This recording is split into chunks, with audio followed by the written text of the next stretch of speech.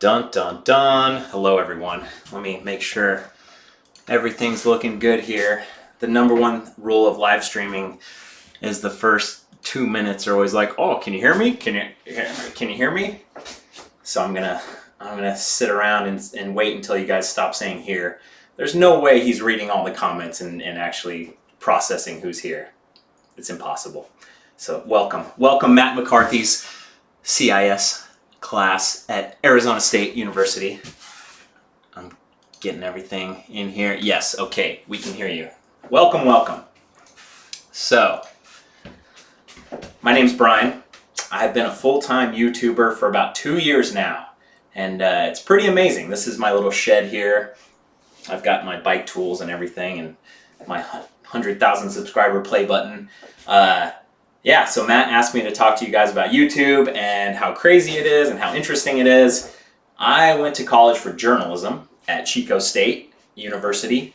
It's a great school. And after that, I worked for a newspaper, the Napa Valley Register, and it was quite awesome being in the news, all the hustle and bustle of all the news stuff. And I was actually an online editor, so I worked on the website just as Facebook and Twitter and all this stuff was starting to start, and got the page built up. And I also did a little bit of video editing at the time, and it was interesting. I always liked it. I was always pretty good at it. I dug it, and but then it was just all nights and weekends. The newspaper was all nights and weekends, and it was just bumming me out to not have a social life. So I changed jobs to, I always call it potsandpans.com because that's the website, but it's a cookware company here in Vallejo. I live in Vallejo, California, and I thought that would be better because it was days, weekends off, nights off, just every holiday off, just so cush. We worked in this nice little office and there were so many little perks and stuff, but I quickly got bored of it.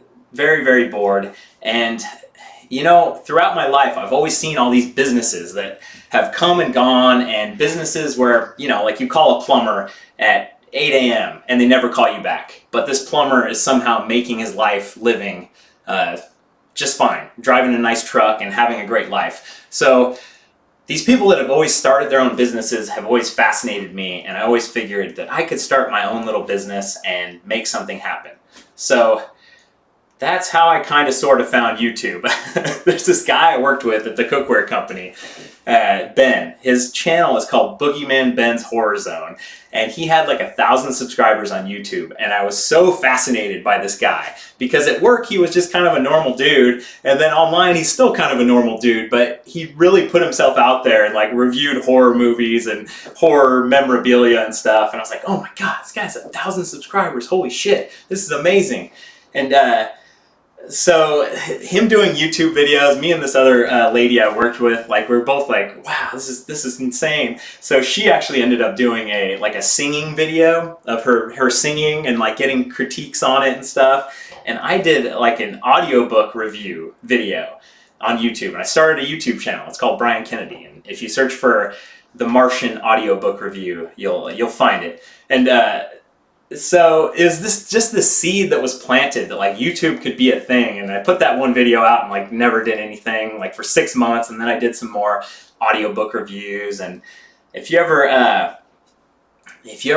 look about building a business online, a lot of the angle is about affiliate links. So if you have a whole YouTube channel about lawnmowers and you sell lawnmowers and you have links to Amazon about lawnmowers, you can actually make a pretty good living doing that. That's what a lot of the unboxing guys do. They review the latest phone, they have a little affiliate link in the description. If you buy something through their link, you make money on it. So that's basically what I was going to do. I was just looking at all these little niches and trying to find a way to kind of build a business on the side that might actually take over and might actually give me some fulfillment in life instead of just working on potsandpans.com. So I actually found this little niche of smart sprinkler controllers. So if you water your lawn, you have a sprinkler controller, but if it rains out, it's dumb, it's just on a timer. So they have all these sprinkler controllers now that are set up to Wi-Fi, and it knows if it's raining outside, it will stop watering your lawn. So it's there's no good YouTube videos about this. So I did all this research about smart sprinkler controllers. I built a website. It's called the Wi-Fi Garden. And so I made all these videos, and I started actually getting views on these videos, and I actually made some money through the affiliate links. So it was actually working. It's kind of crazy. It actually still works to this day. I haven't touched that channel in like 2 years, and I still make like maybe $300 a month from it. It's insane. So that was just like a little foray into YouTube and online business and all this stuff. So mountain biking. So right as I was building that little YouTube channel, experimenting with YouTube, learning about YouTube, like what it is and how it works, I saw this other video on YouTube about mountain biking. So I love mountain biking. I've been mountain biking for maybe 7 or 8 years at this point. And but I would never watch mountain bike YouTube videos. They were always super shaky. If you've ever seen the GoPro, if you've ever had a GoPro, or like your buddy had a GoPro and made you watch one of his crappy videos, it's just it's all shaky, and it's handlebars, it's legs, it's never worth watching. But there was this video that I saw online by this guy named Nate Hills, and the video was crystal clear, the sound was perfect, and I was like, oh my God, how is this guy doing this? And I looked at the comments, and I realized there's this new thing called a gimbal, which is basically a stabilizer. So in my videos, I wear a GoPro harness, and then I have a little gimbal thing, which is like a powered thing that holds the GoPro and steadies it out. I should have actually brought it out for you guys to see, but it is what it is. It is a complete game changer for YouTube videos. It's quite ridiculous. And when I saw that video, I was like, okay, I'm going to do mountain bike YouTube. Like literally at the end of that video, I decided I'm going to try this because I had already made some other YouTube videos. I've already edited videos for the newspaper. I already kind of had an idea of what angles I wanted to take. So it was a pretty snap decision, but all this work led up to it before that. So I found the stuff, I found the GoPro, I found the gimbal, I found all the gear, and I just bought all the stuff and started doing videos. And it was pretty crazy what kind of need there was for mountain bike videos on YouTube. There was only a handful of people doing mountain bike videos on YouTube besides like Red Bull and that kind of stuff. So I took the angle of, and I'd also watched a lot of YouTube videos in all random other places. There's makeup, and there's bodybuilding, and there's fishing, there's all these other niches that you guys are all well aware of course, video games and everything, competitive food eating. Mountain biking had none of that. Like, there was no vlogging, there was no personalities, there was a couple people doing videos here and there. But I saw that, Casey Neistat was this huge thing, and being a friend on YouTube is kind of the whole angle. It's like just being there, and I do 3 videos a week, so it's very much, I'm there. Monday, Wednesday, Friday, Monday, Wednesday, Friday. So I started my channel, and it was pretty ridiculous from the start. It wasn't like crazy, I wasn't getting like 100,000 views, but from the start I would get like 500 views, and I would get 20 comments, and it was like, oh wow, and it was all super positive. Of course, there's tons of people that, always rag on me and stuff. That always happens. There's plenty of that. I'm sure that it's happening in the chat right now. But 99% positive, and that was just amazing. I just knew that it's like, okay, I'm onto something, because YouTube is so much about personality. You can be the best filmmaker, you can be the best, have the best shots and the best color, but if you don't have a personality that actually connects with people, it does not matter whatsoever. Like, you're not doing anything unless you're connecting with people. So somehow, right off the bat, my stuff connected with people. And that was April 2016. And now it is, September. I lose track. I've been out on the road for like 2 months. If you happen to look at my channel, I've been driving. I just got back yesterday, back home from 2 months on the road, like 9,000 miles driven, went up to Whistler and all around the country. It was quite great. Great videos to come from it. But my point is, with my dry mouth right now, I keep seeing people say ding, ding, ding in the chat. So yeah, so I built this thing, and just step by step by step, video by video by video, people found it, people liked it, and I just made a point right off the bat. I said, I'm gonna ride the best trails in the world, and that's gonna be my thing. So that's what I did. And somehow people found it. And so basically within 5 months of starting my channel, September 2016, I was like, I'm going to quit my job. I think I had 5,000 subscribers. I might have had more, but whatever the number was at the time, really, it was not enough to support an income at all. But I knew that there was enough people out there and people kept finding it. And I just kept going. So I quit my job 2 years ago, almost to the day right now, and went out on this crazy journey and started making videos. And that's the long and the short of it. So Matt has a big list of like 20 questions that I thought were excellent, but I'm also going to take your questions because I really dig interacting. This live stream thing is like one of the best parts of my channel. I hop on live streams less than once a week. I would preferably love to do once a week, but it doesn't happen that way. So I'm going to switch up the camera here and we'll get nice and intimate. Dun, dun, dun. Thank you, Robert Crone. Thank you. I appreciate it. I hope I'm a cool guy. You can't fake it. That's the thing. I do a lot of live streams like this, and some of my live streams last for hours. I'm only going to go like 45 minutes in this. I saw like 1,000 of you asking how long it's going to go. But it's you can't fake it for that long. You cannot be like a total asshole and try to get over on people if you do like 4-hour live streams. It's not possible.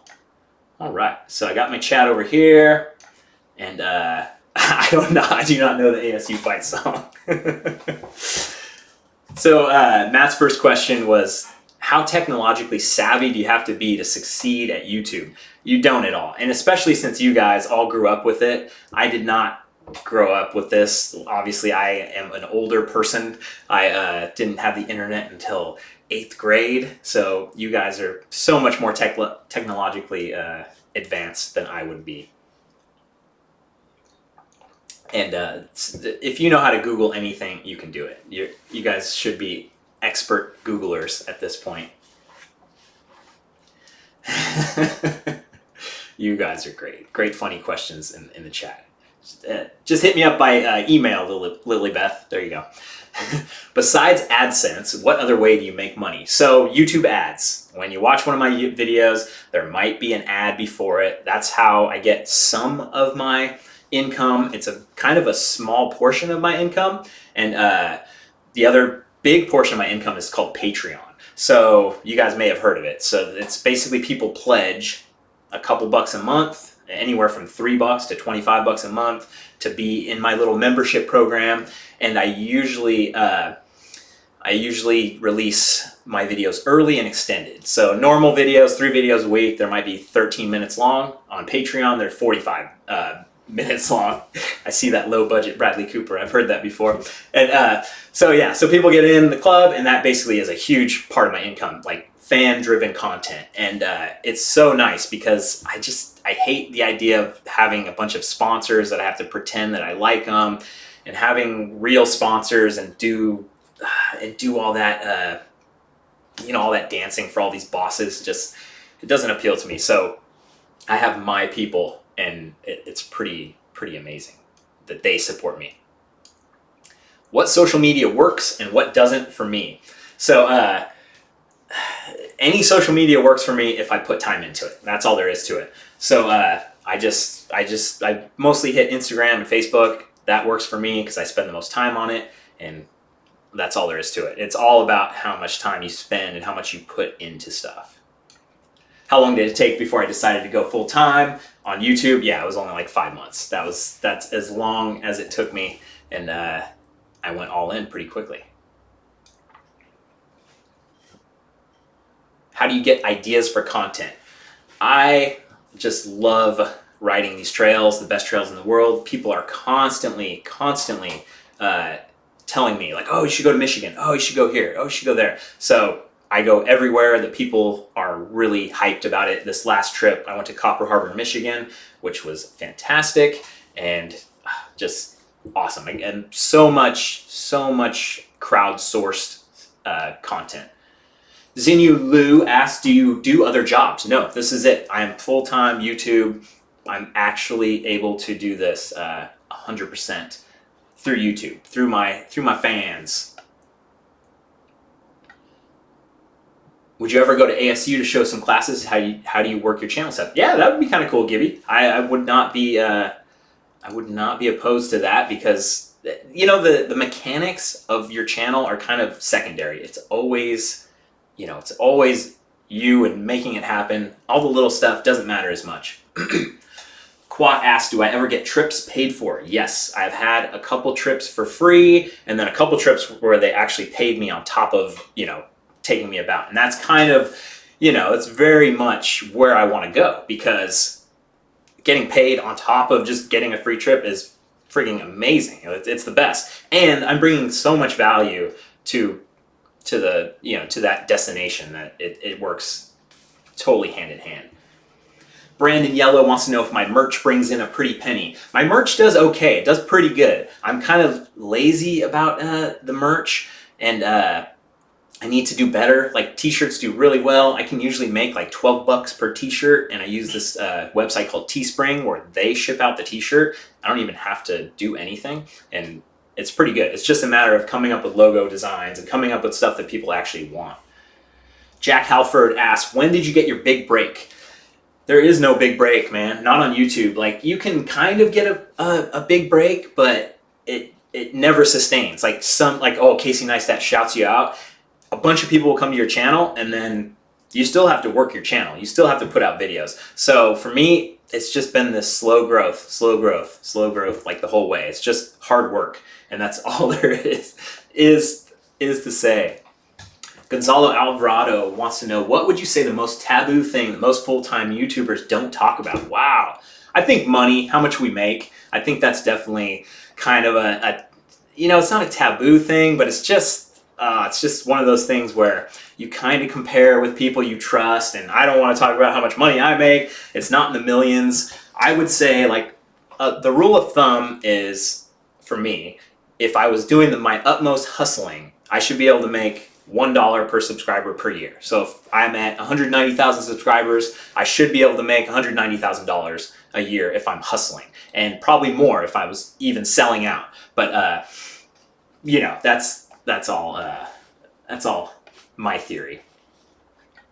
Do I have any other YouTuber friends you guys would know? Probably not. Tavia. I know Seth's Bike Hacks. He's like almost million subscribers, but he's a bike guy. So I don't really know many of the other outside the box YouTubers. Did I get hit by the adpocalypse, Alberto? No, I didn't, which is weird because I cuss a lot in my videos, and a couple of my friends have their videos demonetized, and they have all kinds of problems, and it's so weird that my videos totally had no problems at all, and it's been nice. Is bacteria a problem for mountain biking? I don't know. That's a good question. Fisby, why don't you make 35K a year? If you have 35,000 subscribers, it's because you're not hustling enough. That's why. Addison McIntosh, do you have any other hobbies? No. This is pretty much all consuming, and that's definitely one of the points I would like to to make. This is a business. I treat it like a business from the start. I don't have a girlfriend. I don't have a wife. I don't have kids. I have this. This is all I have, and it is 100%. I have my friends, and I do have family and stuff, but this is just all in. Building a business from scratch, and building a business that's profitable from scratch is pretty amazing. So we're doing it. I saw someone ask, how do I do my taxes? I use QuickBooks Self-Employed, and I just log everything. Every single expense, every single mileage, I just log it in there, and then it has an estimated taxes. I just paid my estimated taxes yesterday or today. It was quarterly, and it's really not that much. I'm quite surprised, actually. I think starting a business is a good way to save on taxes. What camera do I use? So right now I'm using a Logitech Brio camera for live streaming, but normally I use a Hero 4 Black, and it has the best audio. Peter wants to know what NES game is behind me. This is called Bone Storm, and you guys that are Simpsons fans, 10 or 20 years before you were born, The Simpsons had this episode where Bart wanted to get this game called Bone Storm, and the tagline was, "Tell your parents to buy me Bone Storm or go to hell," and it's fantastic. Yes, I usually wet my toothbrush before brushing. I use Final Cut Pro to edit my videos. What do I mean by hustling? Working hard all the time and not wasting time playing video games or, doing frivolous things. Hustling is always working on the business, always, networking, always trying to find ways to help people. That's hustling, what I mean by hustling, and trying to find ways that would make better videos for me. How much do I spend on equipment, Natalie Godwin asks? A lot on equipment. Those little GoPros that I use are like $300. I've broken quite a few. And the gimbal that I use to stabilize my footage is about $300. That's very expensive too. So it's, a couple $1,000 a year. Pineapple on pizza? Yes. Nathan Hamblin asks, would I say that I have a boss? Yes, I do have a boss. It's like all my subscribers. Tons and tons of bosses, which is a good thing because it's very much spread out. So everyone has a boss, and when you're at the whatever highest level or whatever, the boss is usually your public. Lauren wants to know how I balance hustling and not hustling, like life. That's one of the funniest things. There really isn't much balance. I really have to harness this while it's happening, right? This is a very fickle thing that I'm in right now. It's very much a celebrity thing. It's very much like a likable thing. Like if people are into it and it's a fad, it's happening right now. Like how much can I capture from it right now? So right now I'm full on hustle. I do have a life. I hang out with my friends and stuff, but it's very much like 80% this and 20% whatever else fits into it. How much money do I put into Fortnite skins? Only a couple bucks. I have played a little bit. Amanda wants to know what will get her further in life, YouTube or CIS? It's all about what you put into it. It really is. I'm not going to go on my anti-college rant.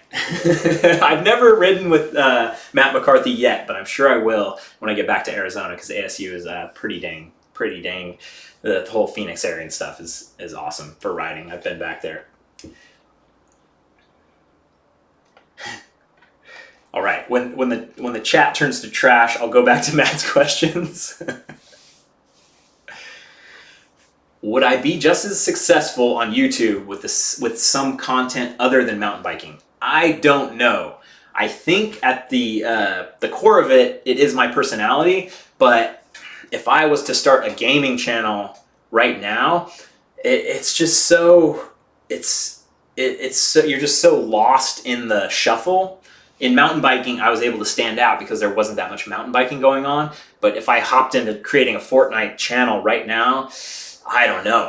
I feel like you could break out. You could have people find you, but you have to put so much work into it. You have to just be on it 100%. And almost anything in the world will pay like a job if you treat it like a job.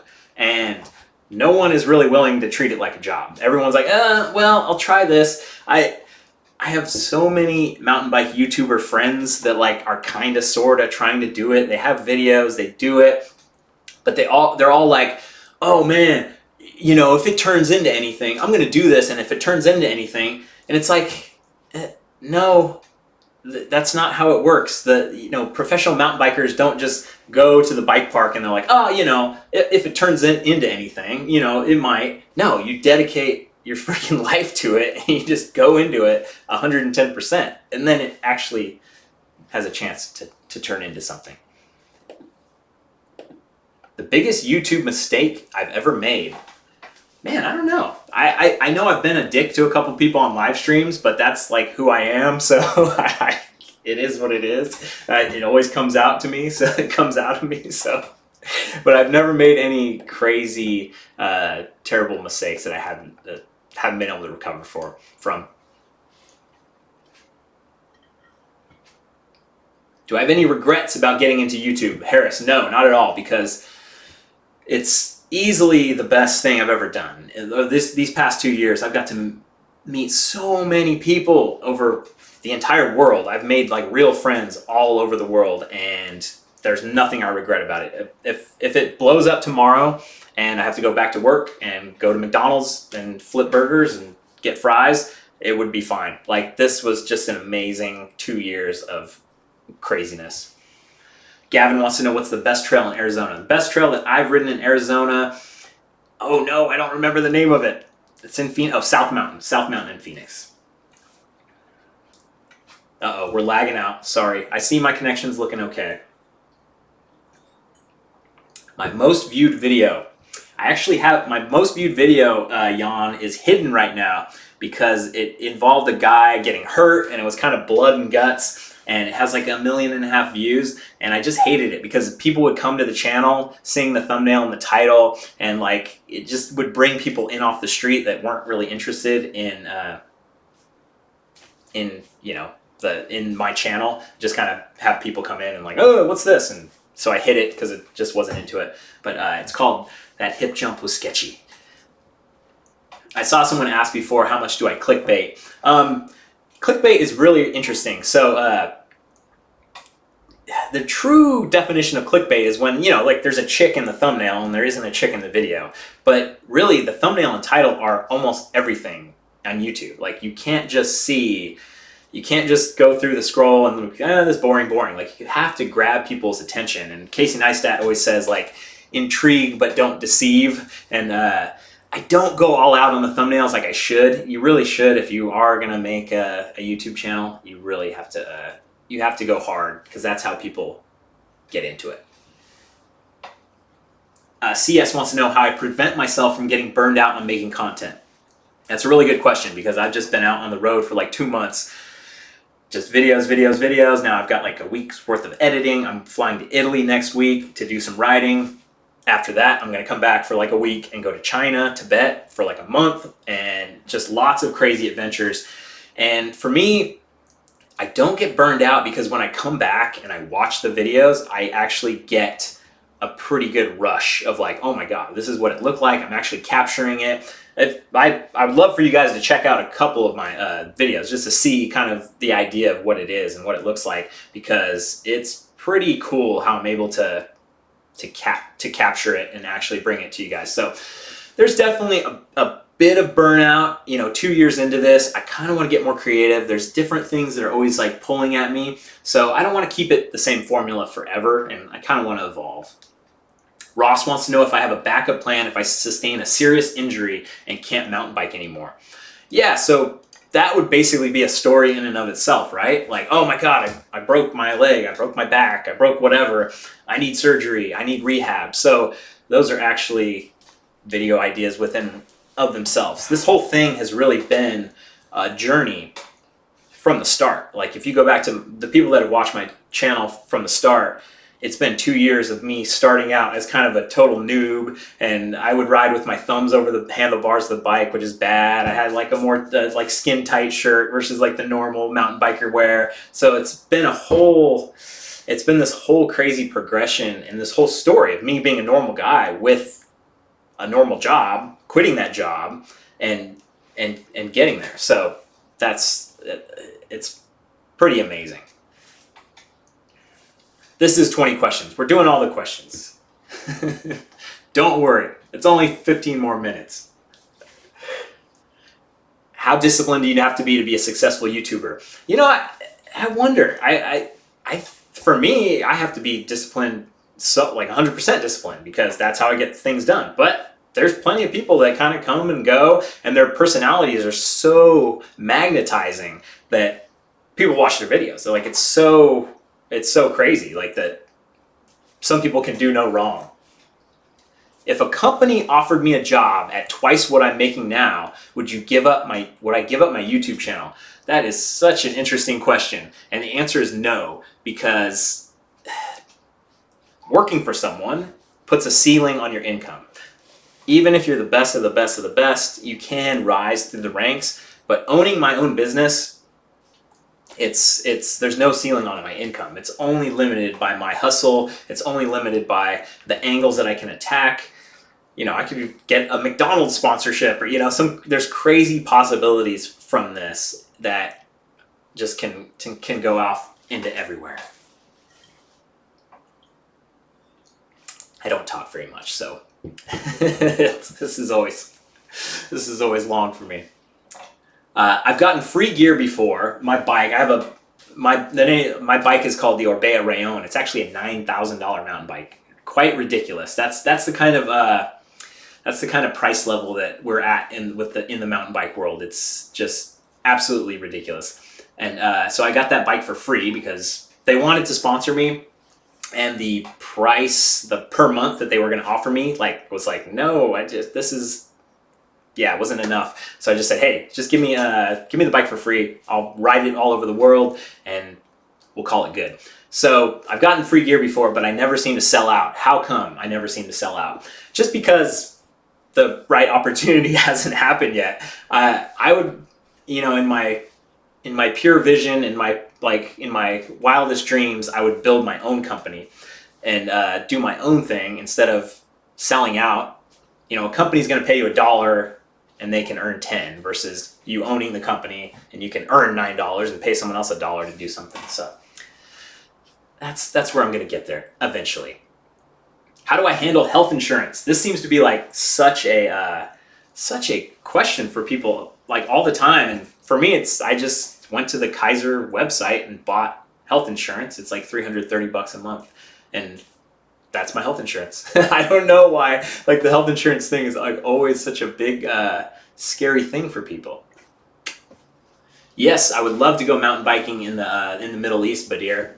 Israel has some stuff. Oman, I think, has some stuff. Qatar. There's actually a few people have reached out to me, but it's all about actually having a plan.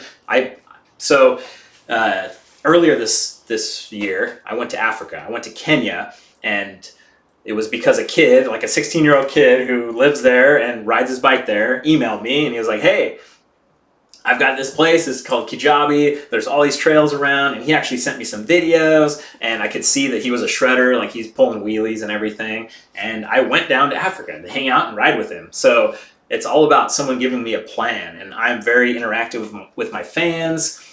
I'm very, I answer almost all my comments, which is unheard of for, someone with 190,000 subscribers, and so it's all about coming up with a plan. Dominic wants to know what's the best way to connect with my viewers. I think the comments are great. I think live streams are almost the best way, because when I'm in a live stream, right now, I'm kind of have my attention torn. There's 1,000 people in here right now. That's way more than my normal live streams. My normal live streams might have 300 people in them. So I can totally get into the chat and go back and forth and interact. So it's very, very great to interact. But people can email me all the time. I always answer my emails and everything. Peter wants to know how sustainable YouTube is as a full-time job. Also, should he buy an e-bike? Yeah, buy an e-bike. Just try to find one that's not that cheap. I think YouTube is pretty sustainable as a full-time job because you just have to work it. You have to look at YouTube as a platform to sell other things. You have to look at, if you're just trying to make your living off of YouTube, it's all views. It's you're going to try to top yourself with I need 1 million views. I need a million views. So views are always a bad way to monetize YouTube. You have to kind of monetize it in other ways. So however you want to make, whatever you want to make in the world, you'll do it that way. How many vids per week is my minimum? It's three videos per week. Can I leave my channel for a month and not damage the brand? That is a great question. And I have no idea, actually. I don't think I'll ever take a month off of my videos. It's just way too scary to leave it for a month. It might happen at some point, but there's really no vacation. There's no time off. It's just go, go, go. What is the best part of my job? The best part of my job is meeting so many great people. It's quite ridiculous. I had this idea that I would, get my YouTube channel going, go ride around. I had no idea that I would actually meet tons of people all over the world and actually call them friends. Nathan wants to know, how do you find a way to be original? I think the way to be original is to be yourself to a fault. Like, to show your faults, to show who you are, to be your goofy self and not try to pretend like you're someone else. And that's a very, very rare thing in life. And people are pretty surprised when I cuss in my videos or I crash in my videos and I'm just a total goofball of myself, like to a fault. And that stands out because everyone's so afraid to be themselves. No one wants to be themselves because most people do not like themselves. Where do I see myself in 5 years? What a question. I hope I'll have built some kind of empire through, by hook or by crook, that allows me to actually slow down and not have to do 3 videos a week. 3 videos a week is, it's a lot. It's a lot. So, you know, like for the rest of my life, I'd love to be doing videos, but it might be once a month, like when I'm a 70-year-old guy on the bike, like doing the same thing. And, but I'd like to set up companies and ventures and different ideas to replace that income and actually kind of build my little empire. I said I may race next year. Do you want to or feel like you need to for content or both? So Whistler is kind of the mountain bike mecca, and there's a race there every year. It's called an enduro race. There's all kinds of different races, but there's a race that kind of combines the best mountain bikers in the world, and it's called enduro. And I want to do that race next year to prove to myself, like, that I can do it. I'm nowhere near top 1,000 in the world, so there's kind of like the main race, and there's like kind of the play along race, like the pretender race. And I want to do that just because I want to do it, not because I need to fill in content. And yeah, so, but I am always thinking about content. It is always about very much, it's always about, you know, getting ideas and making things exciting. What will I do when I'm too old or unable to bike? Caroline, I want to build an empire. I want to be able to replace the income with, you know, rental properties or, you know, building a bike company or brands. So I know how fleeting this can be, for sure. How do I deal with trolls? Oh, I love me some trolls. They're always they're always fantastic. There's many in the chat right now. You know, the trolls are only the worst when when it actually is true. Like when you like read it and you're like, oh no, it's real. But you just kind of you develop a thick skin, and you get there, and it never really gets easier. I'm actually quite amazed at my YouTube community. My channel is so positive. I really can't believe how many people find it and how positive it is and how the comments are all positive. It's pretty dang amazing. I don't know if Matt is a better biker than me, but I will ride with him eventually. You guys, thank you. Thank you very much. You are all off the hook. You have listened to me talk for 38 minutes strong. Matt just texted me. He enjoyed it very much. So that's what that little ding was. So you all are doing great. I don't really like college. No, I'm not going to go on my anti-college rant. So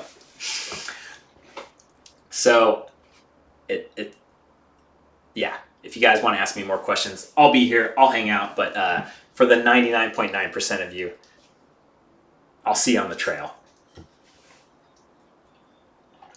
Yeah, David, I do want to get an editor. That's like my number one thing is my time, right? So to be able to free up my time would be so amazing. To just film a ride and like send that out to somebody and have them edit it and then have it upload. And yeah, because all you have is your time. All you have is your time. Thank you for all the thank yous, everyone. That's very awesome. Yeah, Jan, I do follow mainstream cycling a little bit. My brother's more into it than I am. How do you recommend you find a niche? Alan, you already have a niche, I'm sure. You're already interested in something, and you've got to like zero in, kind of dig in on something and find it. Ashley, the professor did not pay me How much did I pay the professor to plug? No. He found me. He's actually a fan of my channel. What happens to waste footage? You just cut it out. If the footage isn't good, you just cut it out.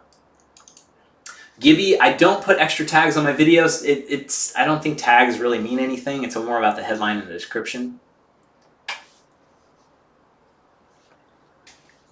Camarise, if you wanted to start a channel, what's your advice to start and gain momentum? You just have to make good stuff. You have to make good stuff, and you have to make it very consistently. And then you look for other people in your niche, in your space, to collaborate that are around your same subscriber number. And you reach out to them, and you bounce ideas off of them, and then you get them in your videos. You're in their videos, and you grow and you grow. Anna wants to know what kind of credentials I'd be looking for in an editor.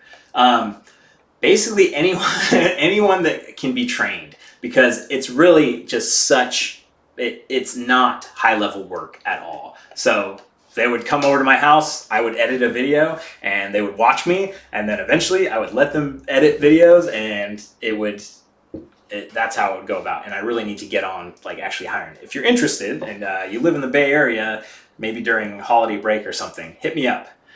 I know a lot of you are from the Bay Area. BKXC stands for Brian Kennedy across the countries. I don't want to build a van and travel full time like my buddy Alexander. It just doesn't appeal to me. Nico, happy birthday. Ariana, would I recommend going full time YouTube as a college student? If you can find your people, do it. I mean, you can always go back to college. College is always going to be there. This YouTube thing is so fleeting. I'd say take it. McCarthy's forcing you guys to make your own channel. Any ideas what I could make it be on and have it be interesting? Kelly, you got to be a geek about something, right? I'm sure you're obsessed about something. There's got to be something. You can do it. What are you into?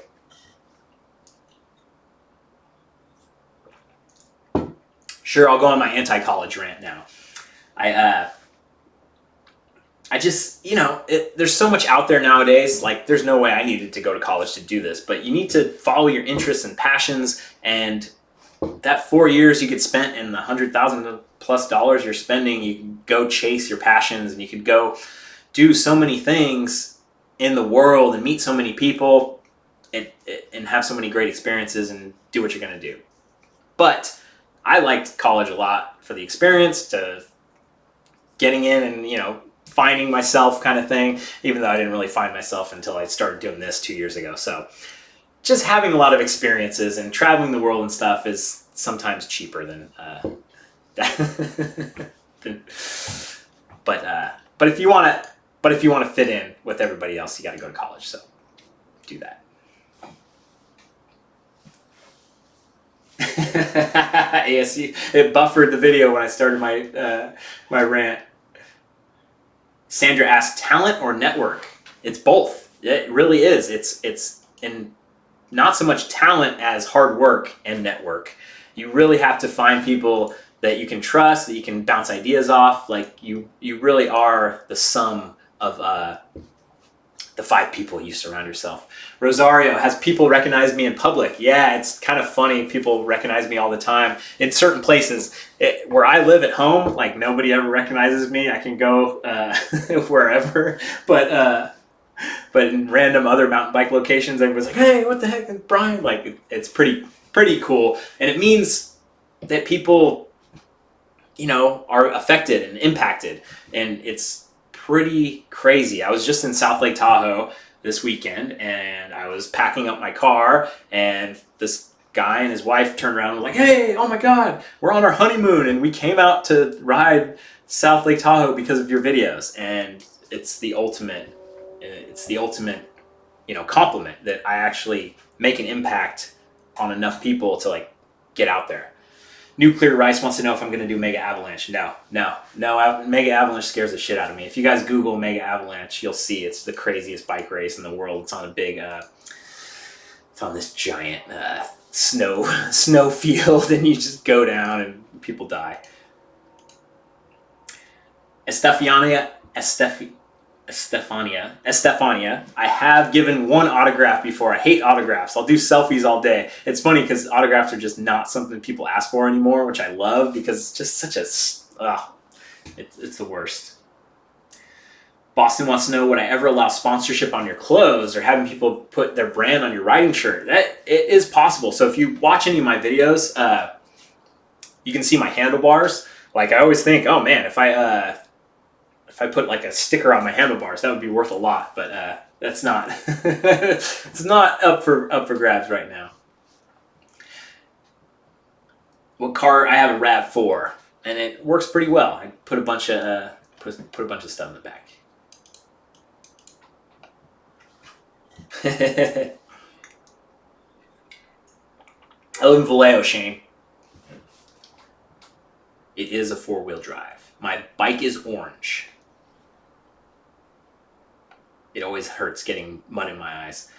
Brandon, I don't speak Spanish, but Spanish is definitely one of the things that I really, really want to learn.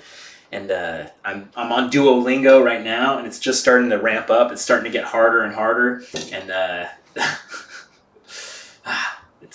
I just need a Spanish girlfriend. That's all there is to it. All right, 8:45. Thank you guys. You didn't have to stick around, but I appreciate it. And I'm gonna get back to work. I got videos to do. So thanks for watching. Later.